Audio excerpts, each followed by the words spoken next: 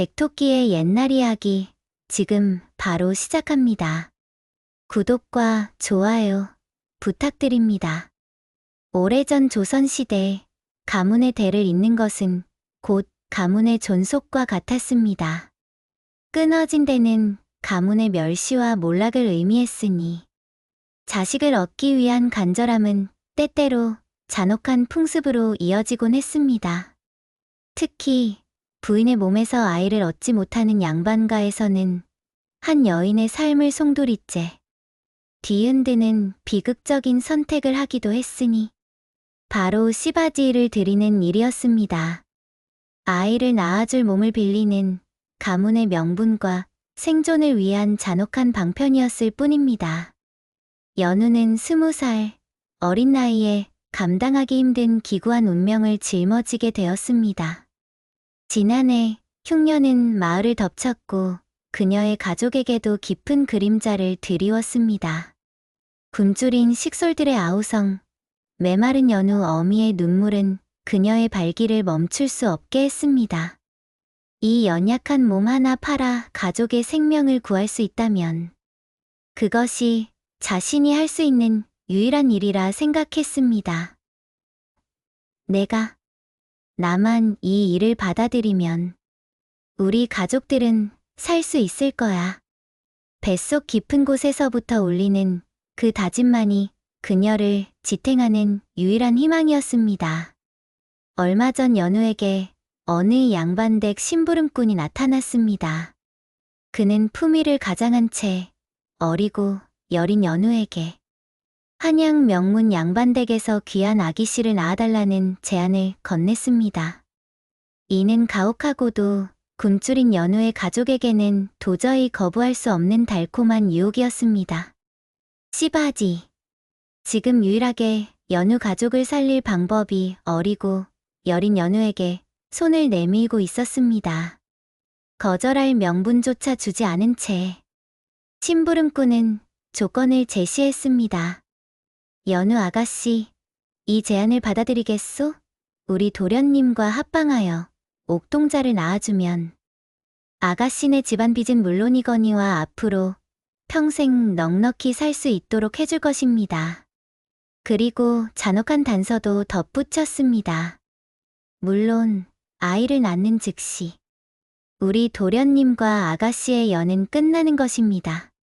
연우는 속으로 갈등했습니다. 눈앞에 놓인 금전과 비단 옷, 그리고 가족의 안위. 그 달콤함 뒤에 숨겨진 차가운 현실은 그녀의 심장을 얼어붙게 했습니다. 한 인간의 생명을 도구로 빌린다는 것, 피를 나눈 아이와 생이별해야 한다는 것. 차마 받아들일 수 없는 고통이었으나 그녀에게 다른 선택지는 없었습니다. 연우는 이를 악물고 눈을 질끈 감았다 뜨며 마침내 대답했습니다.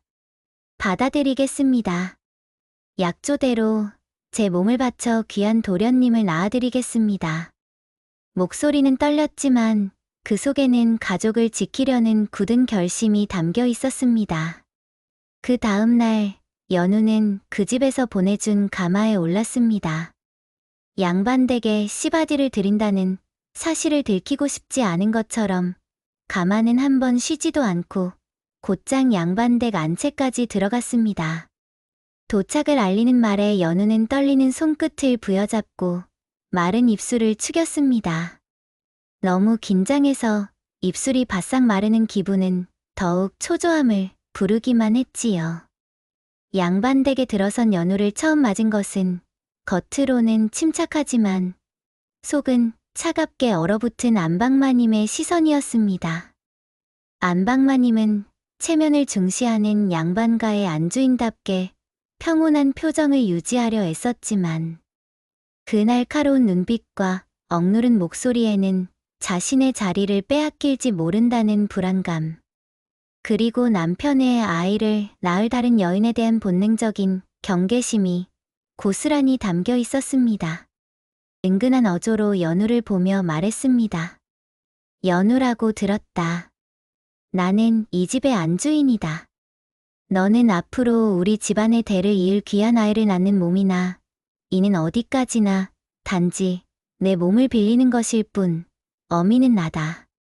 허나 너 또한 태중의 아이를 책임져야 하니 항시 몸가짐과 마음가짐을 단정히 해야 할 것이다. 혹여나 그릇된 생각을 품는다면 이 집에 들어선 것을 평생 후회하게 될 것이다. 그녀의 말 한마디, 시선 하나에도 연우를 향한 경고가 숨어 있었습니다.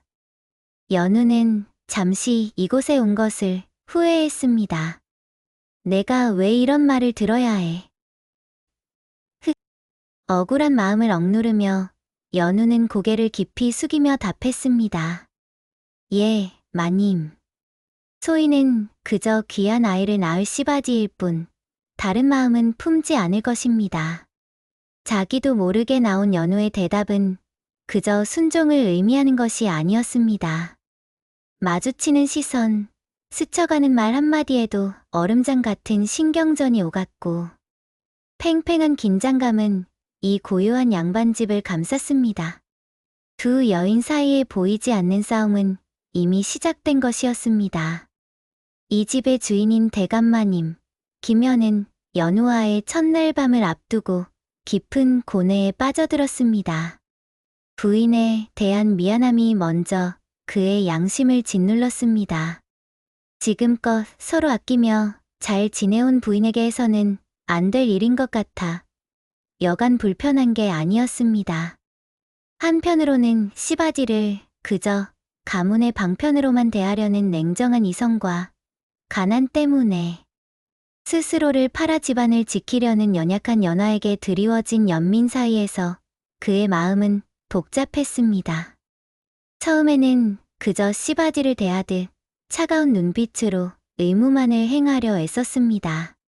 그러나 시간이 다가올수록 김연은 연우에 대한 궁금증이 생길 수밖에 없었습니다. 이 집에 온 후로 이틀간 연우는 여러 가지 교육과 건강을 확인받았습니다. 그 사이 김연은 오며 가며 우연찮게 밤에 마당에 나와 달빛 아래에서 기도하는 연우를 보게 되었습니다. 가족의 안부를 걱정하는 그녀를 보면서 이런 어려운 상황에서도 자신보다 가족을 먼저 생각하는 연우의 마음에 굳은 마음을 조금씩 허물어뜨렸습니다.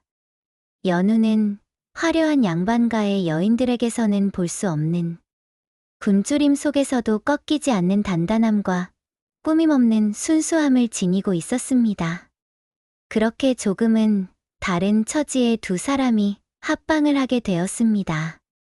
어색하던 처음이 두 번이 되고 세 번이 되어가는 동안 두 사람은 조금씩 서로를 알아가게 됩니다.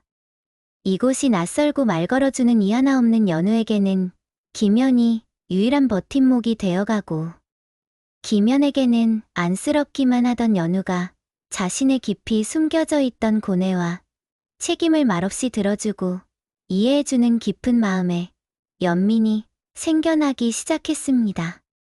이러한 마음의 교류는 그들 사이의 감정을 더욱 깊이 싹트게 했습니다. 점차 김연은 연우를 그저 씨바지가 아닌 자신을 이해하고 마음을 나누는 영혼의 단짝으로 느끼기 시작했습니다. 그들의 관계는 은밀하고도 깊어졌습니다. 김연은 바쁜 일과 중에도 연우를 몰래 찾아가 꽃을 주거나 작은 물건 하나라도 더 챙겨주며 마음을 표현했습니다. 함께하는 시간은 김연에게 삶의 새로운 의미를 부여했습니다. 부인에 대한 죄책감과 동시에 연우를 향한 진정한 마음의 이끌림이라는 복잡한 감정이 그의 심경을 뒤흔들었습니다. 연우 또한 그 짧은 시간 동안 자신을 사람으로 존중해주는 대감마님에게서 인간적인 온기를 느끼며 고단한 삶의 위안을 얻었습니다. 그렇게 아무도 모르게 두 사람만의 시간이 은밀하게 흘러갔습니다.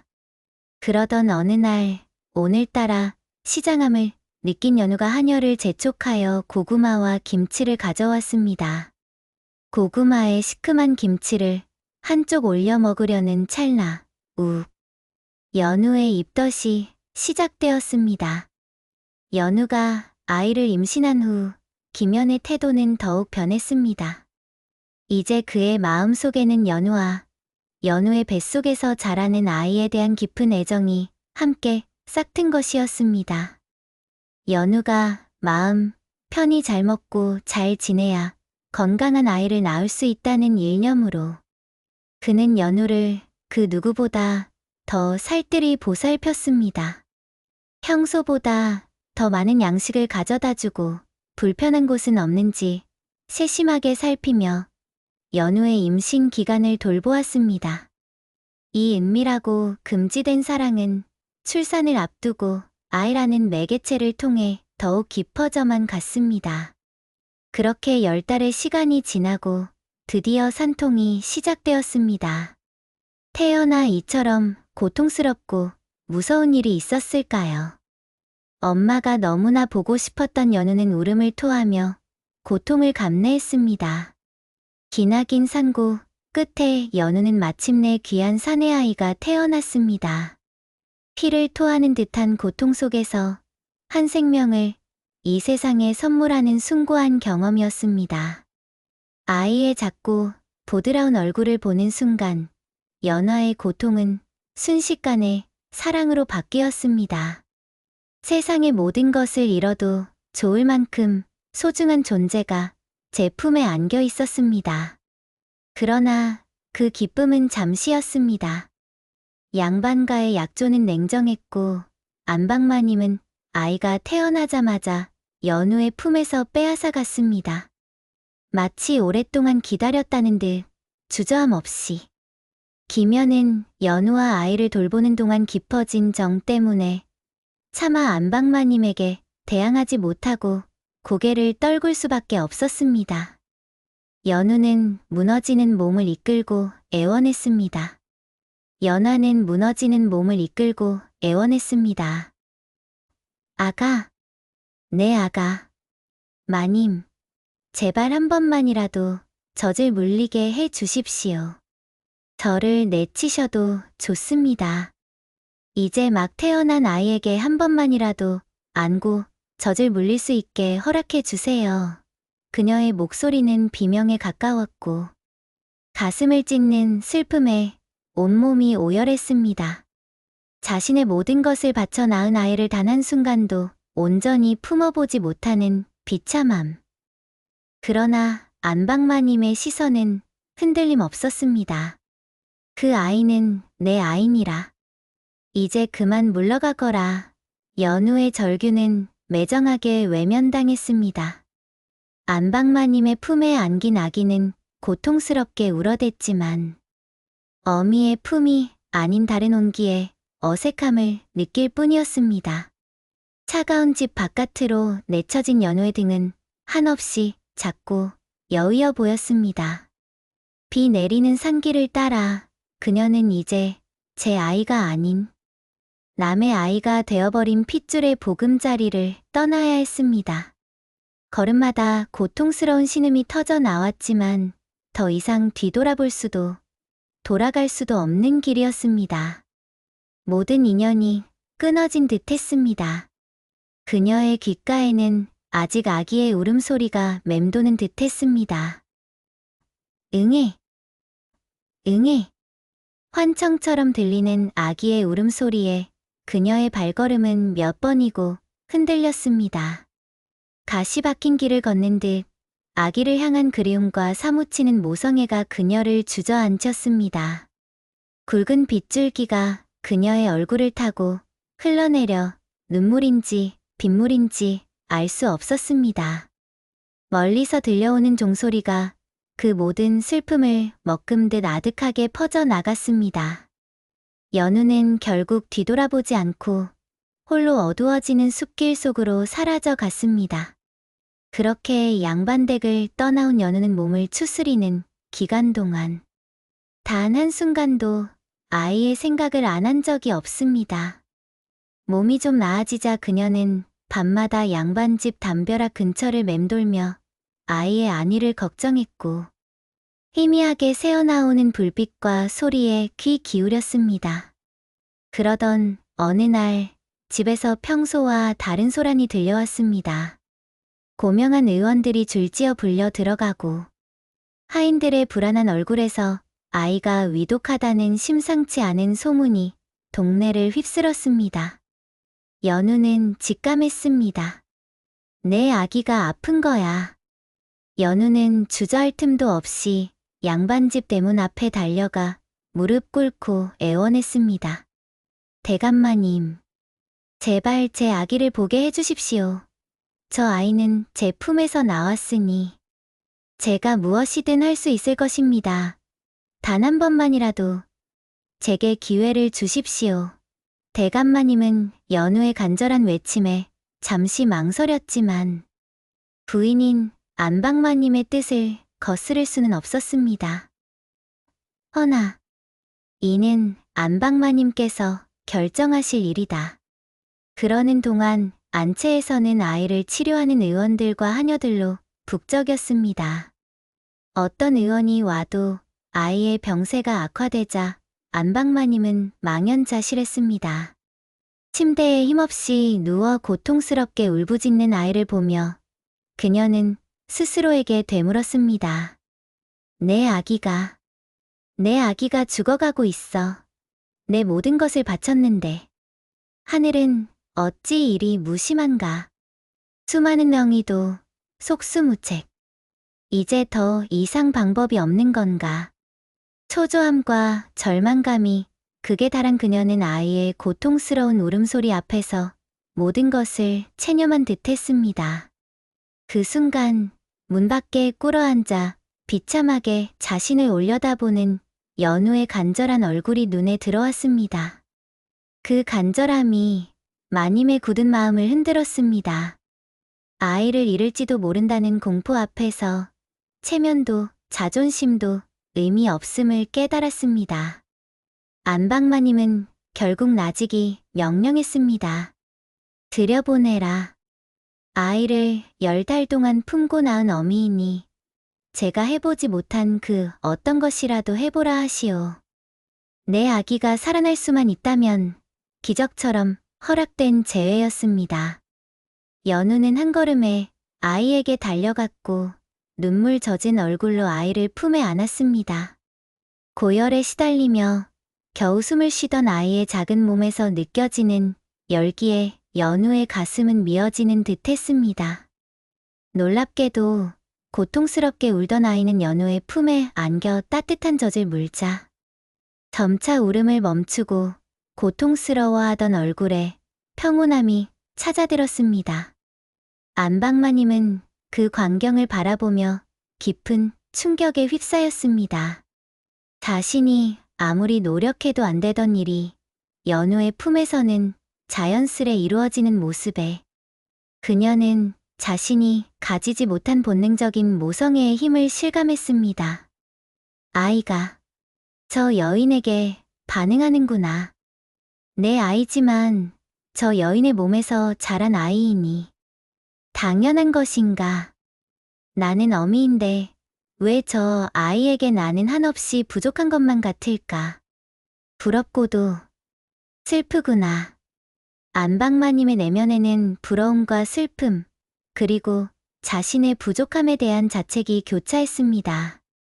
연우는 밤낮으로 아이 곁을 지키며 어린 동생들을 병간호하며 얻었던 지혜와 경험으로 아이를 돌봤습니다.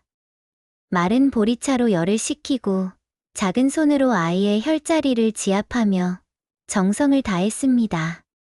그 손길 하나하나의 굶주림 속에서 키워낸 생명의 강인함과 삶의 지혜가 배어 있었습니다. 안방마님 또한 아이의 어미로서의 책임감과 어렵게 얻은 아이를 잃을지도 모른다는 공포에 연우와 함께 밤낮을 지새우며 아이를 병간호했습니다.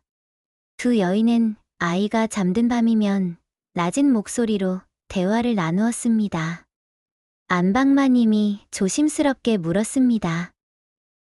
연우야, 아이가 아파 기력이 없는 와중에도 너의 품에서만은 평온한 얼굴을 하는구나. 너의 보살핌 덕분이구나. 연우는 고개를 저었습니다. 아닙니다. 마님. 소희는 그저 제가 할 수 있는 일을 할 뿐입니다. 이 작은 아이의 고통을 함께 나누는 것은 어미로서 당연한 도리이며 마님께서 그 고통을 함께 나누어 주셨습니다. 안방마님은 숨을 고르고는 진심을 토해냈습니다. 그 당연한 도리가 내게는 너무나 어려운 일이구나. 혹시 너는 이전에 어린 아이들을 보살펴 본 적이 있었느냐? 연우는 잠시 옛 생각을 하는 듯 하더니 말했습니다. 예, 마님. 어미 없이 아픈 동생들을 돌보고 먹여 살리느라 갖은 병수발을 해보았습니다. 이 아이와는 비교할 수 없겠으나 연약한 생명을 지키려는 마음은 그때부터 제가 품었던 전부였습니다. 두 여인은 대화를 통해 점차 서로를 이해하면서 서로의 상처를 보듬고 한 아이를 향한 뜨거운 모성애로 사람 사이에 보이지 않는 연대감이 생겨났습니다. 계급과 출산의 아픔으로 얽혔던 관계는 아이의 아픔을 통해 어머니라는 공통된 감정으로 하나가 되어갔습니다. 이제 그들의 시선은 오직 한 아이의 건강과 행복에만 맞춰져 있었습니다. 이윽고 아이는 지극정성으로 보살핀 두 어머니의 사랑 속에서 기적처럼 열병에서 완전히 벗어났습니다. 다시금 해맑은 웃음소리가 집안에 울려 퍼졌고 안방마님은 깊은 안도감에 눈물을 흘렸습니다. 이제 그녀는 연우를 더 이상 시바디로 보지 않았습니다. 아이의 생명을 구한 은인이자 아이에게 없어서는 안 될 또 다른 어미임을 받아들였습니다. 안방마님은 진심을 담아 연우에게 말했습니다. 연우야, 내 염치 없지만 말아마. 잠시 이 아이의 곁에 남아주겠느냐? 이 아이에게는 따뜻한 너의 품도 필요하다는 것을 나도 이제는 안다. 그렇게 해주겠느냐? 안방마님이 너그러운 미소로 연우에게 차마 뿌리칠 수 없는 제안을 했습니다. 내 아이에게 한 번이라도 더 어미의 품을 내어주고픈 연우는 한시도 망설이지 않고 받아들였습니다. 마님, 감사합니다. 이 은혜 어찌 잊을까요? 마님께 누가 되는 일은 더 이상 없을 것입니다. 오직 아이를 위한 결정으로 이 아이가 건강하게 자랄 수 있도록 1년만이라도 곁을 지키게 허락해 주세요. 연우는 눈물을 글썽이며 답했습니다. 마님, 마님께서도 저 아이를 진심으로 사랑해 주시는 걸 압니다. 이제는 아이를 아끼시는 마님의 마음이 저와 다르지 않음을 압니다. 예, 마님. 소인, 이 아이의 유모가 되어 1년간 최선을 다해 곁을 지키겠습니다. 그렇게 두 어미의 사랑 속의 1년이란 시간은 속절없이 지나갔습니다. 아이는 2배로 받는 사랑에 건강하고 씩씩하게 잘 자라났습니다. 1년 뒤 건강하게 성장한 아이의 밝은 웃음 속에서 연우는 마지막 임무를 완수했습니다. 아이를 향한 깊은 사랑을 지닌 안방마님에게 아이를 맡기고 연우는 말없이 그 집을 떠났습니다. 비록 몸은 아이와 떨어졌지만 아이의 해맑은 웃음 속에 자신의 사랑이 스며 있음을 알기에 연우의 발걸음은 더 이상 슬프지 않았습니다. 사랑하는 아이를 진정으로 아껴주는 또 다른 어미가 있음을 알기에 시바디로 비극적인 운명을 택했던 연우, 그리고 아이를 가질 수 없어 굴욕적인 나날을 보내야 했던 안방마님. 한 남자의 여인으로서는 결코 엮일 수 없었던 두 사람이지만 한 아이의 어미로는 서로를 깊이 이해하게 되었습니다. 그 아이의 아픔을 함께 겪어내며 두 여인 모두 서로의 상처를 보듬고 치유하는 진정한 어머니가 된 것이지요. 친모, 양모. 이들을 무엇이라 부르든 중요치 않습니다. 한 생명을 지켜낸 두 여인의 숭고한 사랑만이 그곳에 있었으니까요. 오늘 백토끼의 옛날 이야기가 전하는 이 특별한 모성의 이야기가 여러분의 마음속에 따뜻한 울림으로 오래도록 기억되기를 바랍니다. 지금까지 백토끼의 옛날 이야기였습니다. 구독과 좋아요 부탁드립니다.